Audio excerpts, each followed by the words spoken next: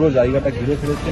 টুকটাতে যেটা পুলিশ সূত্রে জানতে পারছি আজকের মধ্যেই কিন্তু পুলিশের পাশাপাশি এবার আধা সামরিক বাহিনীও ডিপ্লয় করলো বীরভূম জেলা পুলিশ। পুরো জায়গাটা ঘিরে ফেলেছে। টুকটাতে যেটা পুলিশ সূত্রে জানতে পারছি আজকের মধ্যেই কিন্তু পুলিশের পাশাপাশি এবার আধা সামরিক বাহিনীও ডিপ্লয় করলো বীরভূম জেলা পুলিশ।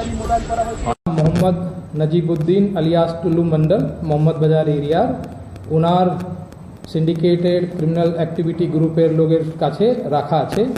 পুলিশ সেই ইনফরমেশনকে ওয়ার্কআউট করার পরে ওখানে আজকে আর্লি মর্নিংয়ে সার্চ অপারেশন চালানো হয় বিএনএস অ্যান্ড বিএনএসএস এর প্রভিশন অনুযায়ী আন্ডার ভিডিওগ্রাফি।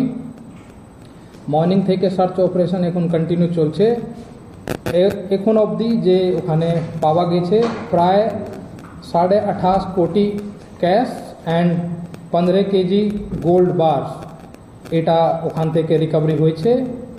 কেষ্টমণ্ডল বলেছেন উনি নাকি জেলের বাইরে ছিলেন তখন 3.5 কোটি টাকা করে কালেকশন দিচ্ছেন।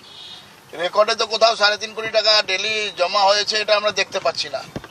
তাহলে এই টাকাগুলোই কি সেই টাকা? আমরা স্বাভাবিকভাবেই জানতে চাইছি, বীরভূমের মানুষ, পশ্চিমবাংলার মানুষ জানতে চাইছে।